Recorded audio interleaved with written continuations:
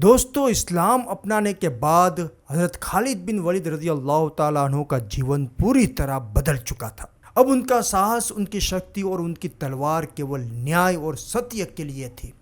लेकिन दुनिया ने अभी उनकी असली प्रतिभा का चमत्कार नहीं देखा था। वह दिन अभी आना बाकी था जब इतिहास उन्हें एक नया नाम देने वाला था, सैफुल्लाह। 8 हिजरी का समय था, स्थान था मौता, जो आज जॉर्डन में है। यहाँ एक ऐसी ऐतिहासिक लड़ाई होने वाली थी जिसकी कल्पना भी नहीं की जा सकती थी।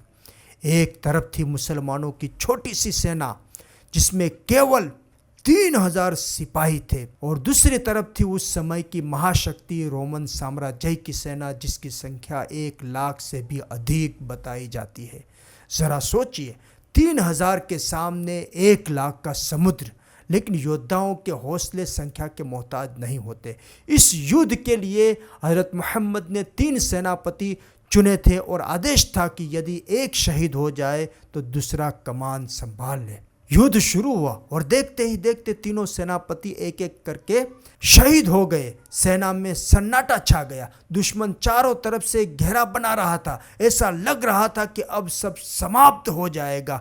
तभी एक नाम गूंजा, खालिद बिन वलीद। जैसे ही हज़रत खालिद ने कमान संभाली, उन्होंने समझ लिया कि सीधे युद्ध से जीतना असंभव है। यहाँ बुद्धि की ज़रूरत थी। उन्होंने रातों रात एक ऐसी योजना बनाई जिसे आज भी दुनिया की बड़ी बड़ी सेनाओं के स्कूलों में पढ़ाया जाता है। उन्होंने अपनी सेना की बनावट बदल दी। जो सिपाही दाएं थे उन्हें बाएं कर दिया, जो बाएं थे उन्हें दाहिने कर दिया, और जो आगे थे उन्हें पीछे, और जो पीछे था उन्हें आगे।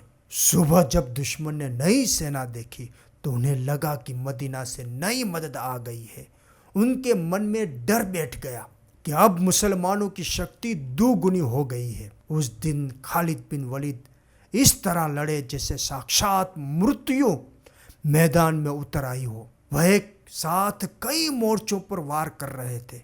इतिहास की किताबों में दर्ज है कि उस युद्ध की भीषणता ऐसी थी कि हज़रत खालिद के हाथ में एक के बाद एक 9 तलवारें टूट गई। सोचिए, उनके प्रहारों में कितनी शक्ति होगी कि फौलाद की तलवार भी टिक नहीं पाई।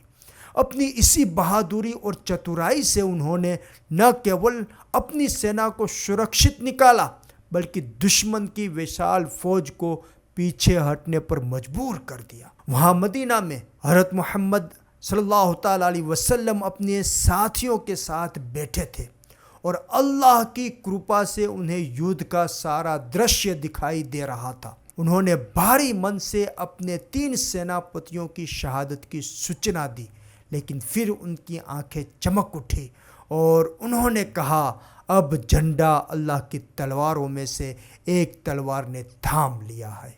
और बस उसी पल से दुनिया ने उन्हें सैफुल्लाह, अल्लाह की तलवार कहना शुरू कर दिया। एक ऐसी तलवार जिसे दुनिया की कोई ताकत कभी तोड़ नहीं पाई। यह तो केवल एक झलक थी। अगले भाग में हम देखेंगे उस महान सेनापति की सबसे बड़ी जीत और वो भावुक कर देने वाला पल जब उन्होंने अपनी सबसे ऊंची पदवी त्याग दी। क्या आप जानना चाहते हैं कि सैफुल्लाह की अंतिम इच्छा क्या थी? तो बने रहिए हमारे साथ।